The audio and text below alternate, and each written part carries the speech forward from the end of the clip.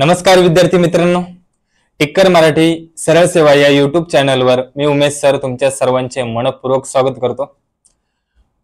बृहन्मुंबई महानगरपालिका कार्यकारी सहाय्यक लिपिक 1846 जागांसाठी आपण एक नवीन सिरीज चालू केलेली आहे। त्या सिरीजचं नाव आहे विजेता सिरीज।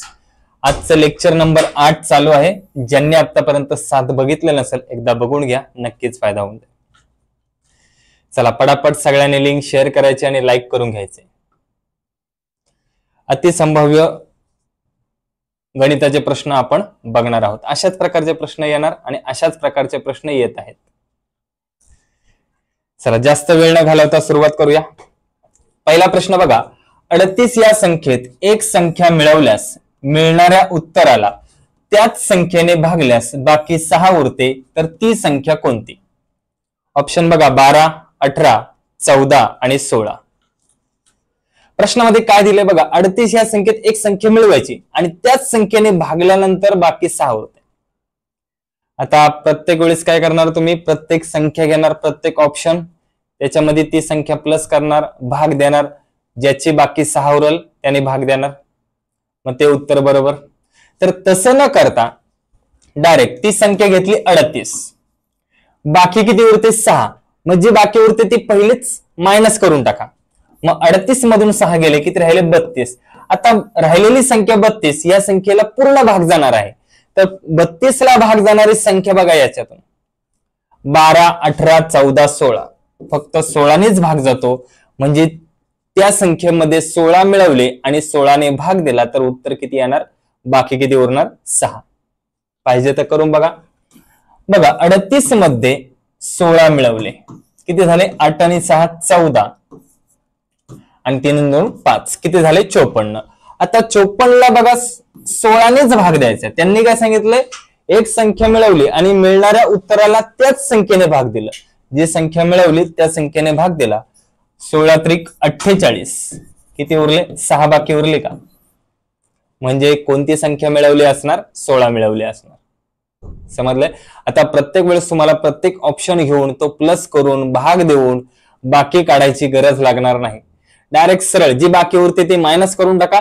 मायनस केल्यानंतर जे उत्तर येईल त्या उत्तराला ऑप्शन मधून कोणत्या संख्येने भाग जातो ते उत्तर असणार हमखास बरोबर। जर समजा अजून 2 संख्या असेल मग त्या आपल्याला शोधायला सोपं जाईल। कळले सर्वांना? क्लिअर? चला आवडला असेल तर लाईकची संख्या वाढवा।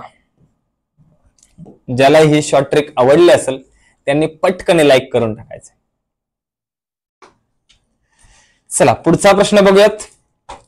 16 खांबातील अंतर 480 मीटर आहे। सर्व खांब समान अंतरावर आहेत, तर 5व्या व 9व्या खांबातील अंतर किती?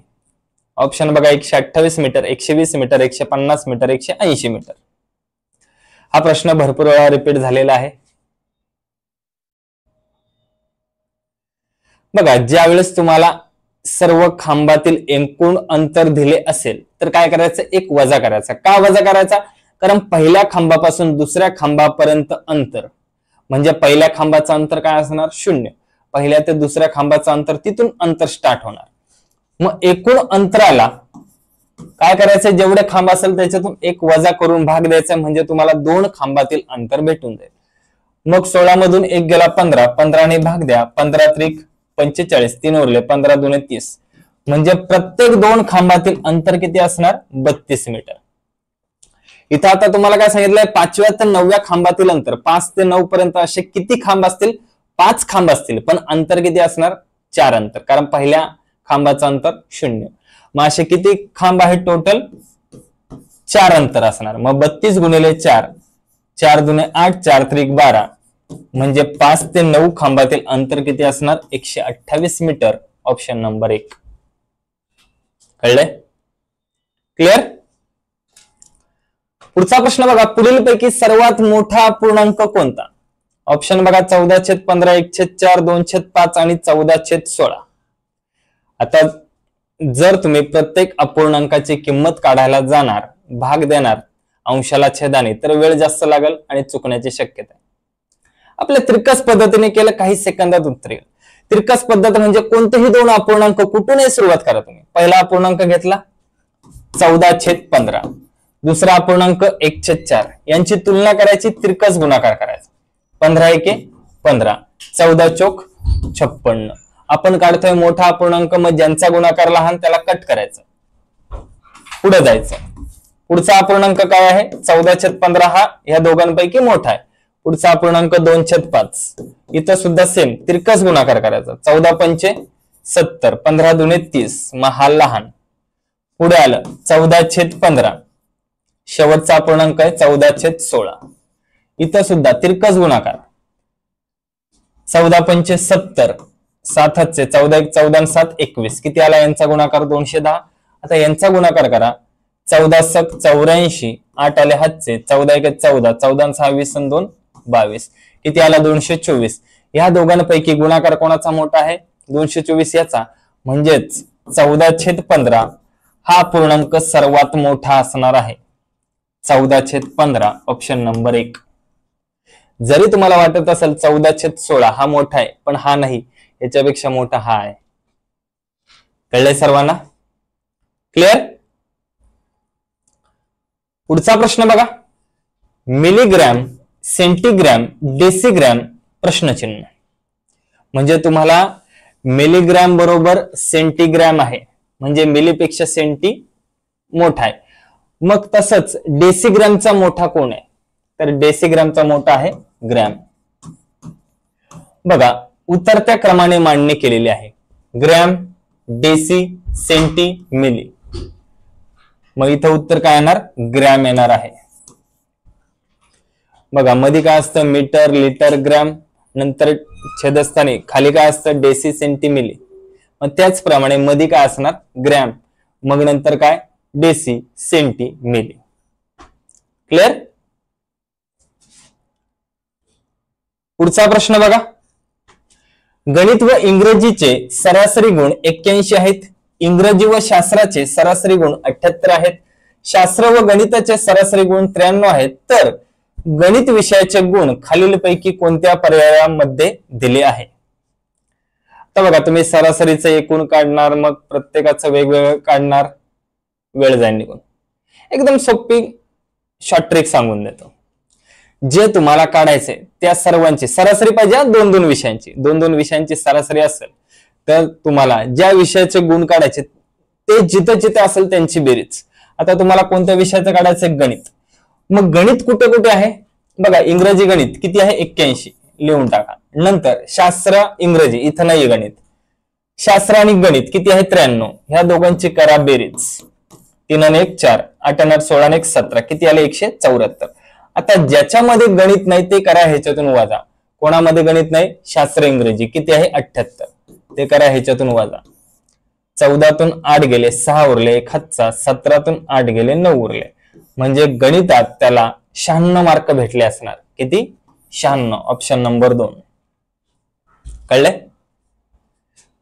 एकदम सोप्या पद्धतीने. आता ह्याच्याच मध्ये तुम्ही मला शास्त्रामध्ये किती मार्क पडतील याचं उत्तर काढायचे आणि कमेंट करायची. ह्याच प्रश्नामध्ये सेम शास्त्र या विषयाला किती मार्क पडले असेल याचं उत्तर काढायचे आणि कमेंट करायचे. समजलंय? पुढचा प्रश्न बघण्याआधी बीएमसी एक्झाम 2024 साठी आपल्याकडे रेकॉर्डेड स्वरूपाची बॅच आहे. बॅचची फी आहे 499 रुपये. या 499 रुपयामध्ये तुम्हाला मराठी व्याकरण, बौद्धिक चाचणी, इंग्रजी व्याकरण, सामान्य सगळ्या विषयाचे रेकॉर्डेड मध्ये व्हिडिओ तुम्हाला भेटून जाईल.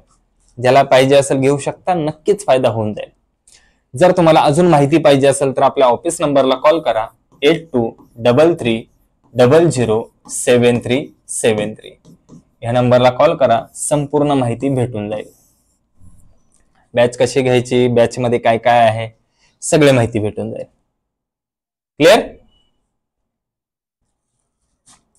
पुढचा प्रश्न बघा. मजुराची रोख रक्कम 425 ही 4 पुरुष, 5 स्त्रिया व 6 मुले यांना अशी वाटायची आहे की ज्यात प्रत्येक पुरुष, स्त्री आणि मुलगा यांचे गुणोत्तर, वाटायचे गुणोत्तर कसे आहे? 9:8:4 या प्रमाणात असेल तर वरील रकमेतील स्त्रियांचा वाटा किती असेल? ऑप्शन बघा 68 रुपये, 170 रुपये, 85 रुपये आणि 140 रुपये. त्यांचे गुणोत्तर आणि त्यांच्या वाटायचे गुणोत्तर यांचा गुणाकार असणार त्यांचा. बघा थोडक्यामध्ये 5 स्त्रियांना किती रुपये भेटतील? एकूण रुपये किती आहेत? 425. सगळ्यात पहिलं बघा इथे पुरुषांचे किती आहेत? 4 पुरुष. स्त्रिया किती काम करतात? इथे 5 स्त्रिया.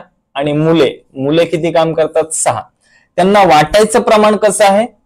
9, 8, 4. मग त्यांना किती वाटा भेटेल? 9 चोक 36. पुरुषांना भेटेल 36 वाटा. स्त्रियांना किती भेटेल? 8 पंचे 40. आणि मुलांना किती भेटेल? 6 चोक 24. आणि ह्या सगळ्यां मिळून किती रुपये वाटायचे आहेत? तर 425. मग ह्या सगळ्यांची बेरीज करा. 36 आणि 4 40, 40 आणि 20 60, 60 आणि 40 100. मग 425 भागिले 100 म्हणजे एक भाग बरोबर किती येणार? 4.25 रुपये. एका भागाची किंमत किती? 4.25. विचारलंय कोणाचं? स्त्रियांचे एकूण भाग किती? 40. मग काय करायचं इथं? 4.25 गुणिले करणार 40. गुणाकार करा. 0 लिहून टाकला. 4 पंचे 20, 4 दुने 8 आणि 2 10, 4 चोक 16 आणि 1 17. 2 घर सोडून पॉइंट. म्हणजेच किती आलं? 170. स्त्रियांना किती रुपये भेटेल? तर सर्व स्त्रियांना 170 रुपये भेटून जातील. Option number 2. समजलं सगळ्यांना? क्लिअर? तर याचप्रमाणे तुम्ही आता पुरुषांना किती रुपये भेटतील आणि मुलांना सुद्धा किती रुपये भेटतील याचं उत्तर काढायचं आणि कमेंट करायला विसरायचं नाही. पुरुषांना किती रुपये भेटतील आणि मुलांना किती रुपये भेटतील याचं उत्तर काढायचे आणि सगळ्यांनी कमेंट करायचे. बघूयात किती जणांना समजलंय. पुढचा प्रश्न बघा. कामगारांच्या कमतरतेमुळे एका कारखान्यातील उत्पादन 25% कमी झाले तर कारखान्यातील उत्पादन पूर्वी इतकेच होण्यासाठी एकूण तासामध्ये वाढ करावी लागणार आहे. तर ती X% इतकी असेल तर X बरोबर किती टक्के? कामगार कमी झालेत पण प्रोडक्शन उत्पादन तेवढंच झालं पाहिजे तर त्यांच्या तासामध्ये वाढ करावी लागेल. त्यांना जास्त वेळ काम करावं लागेल. तर किती जास्त वेळ काम केल्यानंतर तेवढंच्या तेवढं उत्पादन तयार होईल. म्हणजेच अशा प्रकारच्या प्रश्नामध्ये काय करायचं? 100 गुणिले किती टक्के आहे ते घ्यायचे. जर कमी झाले तर 100 मधील मायनस करायचे आणि जर वाढले तर 100 मध्ये प्लस करायचे. पहिल्या वाक्यामध्ये काय सांगितलं? 25% कमी. मग 100 मधून 25 गेले, राहिले किती? 75. सोडवा आता. 25 एके 25, 25 त्रिक 75, 100 भागिले 3 म्हणजेच काय होणार? 33.33% एवढं त्यांच्या वेळेमध्ये त्यांच्या तासामध्ये वाढ करावी म्हणजे उत्पादनात काही बदल होणार नाही. जेवढं उत्पादन पहिलं होतं तेवढंच होणार. कळलंय सर्वांना? क्लिअर?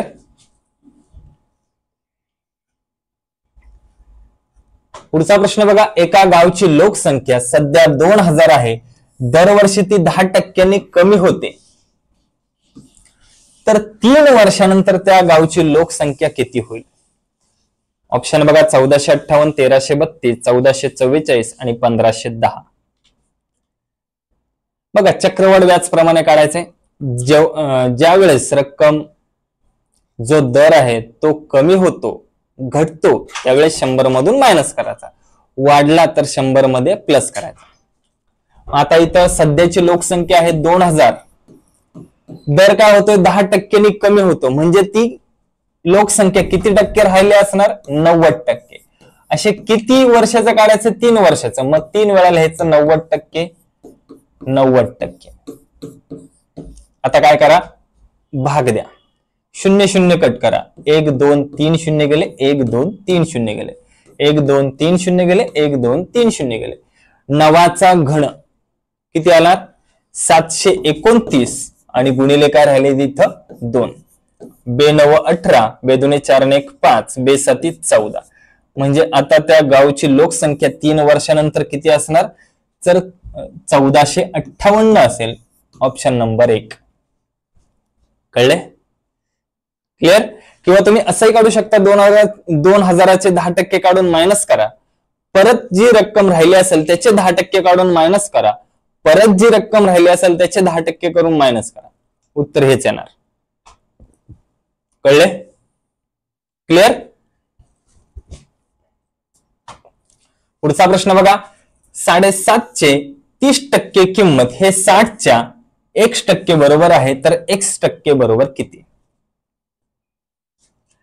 बघा 7.5 ची म्हणजेच गुणिले 30% म्हणजेच काय 30/100 हे बरोबर 60चे x% आहे. आता आपल्याला x ची किंमत काढायची. 60x ला काय गुणिले, इकडे आल्यावर काय होणार भागिले, 100 काय x ला भागिले, तिकडे गेल्यावर काय होणार गुणिले. म्हणजेच बघा 7.5 गुणिले 30%, इकडे काय होणार गुणिले 100 वरती 60 खाली, बरोबर तुम्हाला x ची किंमत भेटून जाईल. 100 ला 100 गेले 30 एके 30, 30 दुने 60.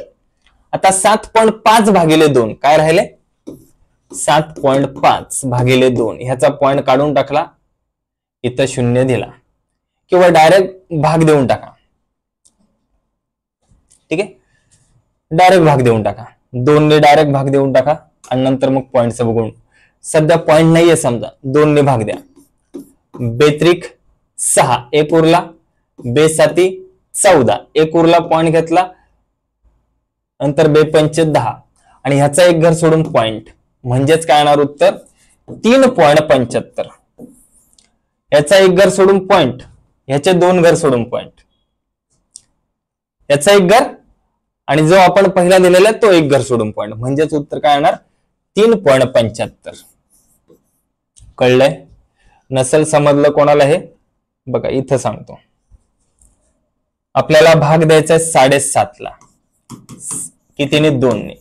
एक तर ह्याचा पॉइंट काढा किंवा नाही काढला तरी चालतो. पॉइंट जर आपण ह्याचा काढला, इथं किती येणार 20 वरती किती येणार 75.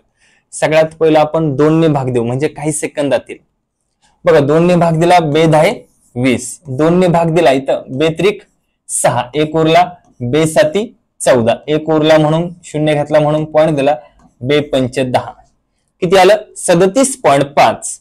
आता छेदस्थानी 10 आहे, म्हणजे अजून एक घर सोडून पॉइंट इकडे येणार, म्हणजेच काय येणार 3.75. म्हणजे 7.5चे जर 30% असेल तर 60चे 3.75% असणार. कळलं? 7.5चे 30% ह्याची किंमत जेवढी होणार तेवढीच किंमत 60चे 3.75% एवढी होणार. कळले? क्लिअर का? पुढचा प्रश्न बघा. आता 15 मुलांच्या एका गटाचे सरासरी वय 12 वर्ष आहे. 2 नव्या मुलांनी त्या गटात प्रवेश केल्यानंतर सर्व मुलांच्या वयांची सरासरी 1 वर्षाने वाढली, तर नव्याने प्रवेश घेतलेल्या त्या 2 मुलांपैकी एकाचे वय 20 वर्ष असल्यास दुसऱ्याचे वय किती असेल? ऑप्शन बघा 15, 17, 19 आणि 21. प्रश्न समजलाय का? सगळ्यात पहिलं बघा 15 मुलांचं सरासरी वय होतं 12. मग 15 मुलांचं एकूण वय किती असणार 180. आता त्याच्यामध्ये काय केलं 2 नवीन मुलांनी प्रवेश घेतलाय, म्हणजे 15 मुलं होती, आता मुलं किती असणार 17. पुढे काय सांगितलं जी सर्व मुलांची सरासरी होती ती आता 1 वर्षांनी वाढलेली आहे. पहिली होती 12, आता 1 वर्षाने वाढली तर किती होणार 13. मग 17 मुलांचे एकूण वय आपण काढू, गुणाकार 13 7 91, 13 1 13 आणि 7 20 आणि 2 22. 221 कोणाचं असणार? टोटल 17 मुलांचं एकूण वय 221, त्यामधून 15 मुलांचं टोटल वय 180 वजा केलं, किती राहिलं 41. या 41 मध्ये किती आहेत मुलं? 2 मुलं आहेत. त्यातील एकाचं वय किती दिलं 20 वर्ष, म्हणजे दुसऱ्याचं वय किती असणार 21 वर्ष. Option number 4. कळले सर्वांना? क्लिअर?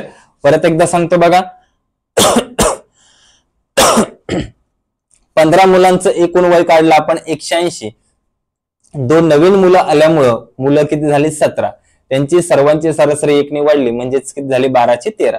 17 गुणिले 13 केलं 221. 221 मध्ये काय आहेत 17 मुलं. त्यातून 15 मुलांचं वय वजा केलं, राहिलं किती 41. ते असणार 2 नवीन मुलांचं वय, त्यातल्या एकाचं वय आहे 20, मग दुसऱ्याचं वय किती असणार 21. कळले? क्लिअर? ज्यांनी आतापर्यंत टिक्कर मराठी ऍप डाउनलोड केला नसेल त्यांनी करून घ्या, कारण आपले भरपूर युट्यूबचे लेक्चरचे फ्री मध्ये पीडीएफ तुम्हाला फ्री कोर्स या ऑप्शन मध्ये भेटून जाते. आणि त्याचबरोबर ज्यांनीही आतापर्यंत लाईक केलं नसेल लाईक करून टाकायचंय, आणि असेच नवीन नवीन व्हिडिओ पाहण्यासाठी चॅनलवर जर नवीन असाल तर सबस्क्राईब करायला विसरायचं नाही आणि बेल आयकॉनला प्रेस करायचं, म्हणजे आपले जेवढेही लेक्चरचे लाईव्ह लेक्चरचे व्हिडिओ आहेत त्याचे तुम्हाला लगेच नोटिफिकेशन येऊन जाईल. समजलं सगळ्यांना? आणि कसं वाटलं लेक्चर ह्याची कमेंट करायची, आणि विचारलेल्या 2 प्रश्नांची सुद्धा उत्तरं तुम्ही कमेंट करायची. चला मग आज आपण इथेच थांबूया. तोपर्यंत सगळ्यांना बाय बाय, टेक केअर आणि ऑल द बेस्ट सर्वांना सर्व एक्झामसाठी. फक्त शेवटी जाता आता एकच सांगल, रिव्हिजन करा, रिव्हिजन करा, रिव्हिजन करा.